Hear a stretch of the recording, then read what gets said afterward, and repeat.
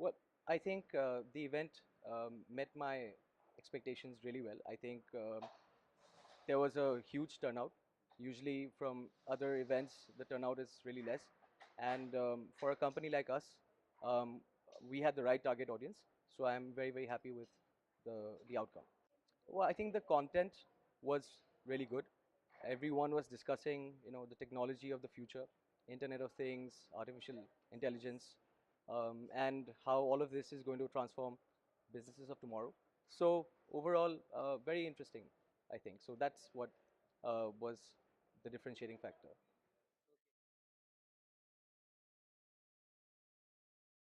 They were quite productive. I especially like the fact that the organizers of the event had that activity where everyone was,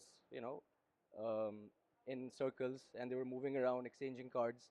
So for a sponsor, it's exactly what we needed. We got the one-on-one, face-to-face time with our potential clients.